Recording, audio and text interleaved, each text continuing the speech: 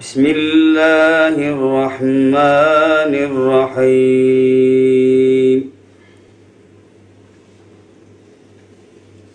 Huvellezî ersele rasûlehu bilhudâ ve dînil hakkı liyuzhirahu ale'd-dîni kullih. Malumunuzdur, Konya Muhtaçlar ile Dayanışma Derneği, yani Konya Ümit Kervanı kısa adı, açmış bulunuyoruz. Allah'ın izniyle. Şimdi bunu tabii 3 aydan beri uğraştık. Arkadaşlarımız da değindiler. Yani Cenab-ı Allah'ın yoluna yardım edersek, Allah'ın dinine yardım edersek Cenab-ı Allah da bize yardım eder. Mutlaka bunu biliyorsunuz. Biz kendi imkanımızla bu işi yapmıyoruz.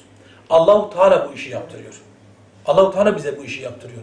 Yani iyilikler Allah bize yaptı. Biz yapamıyoruz.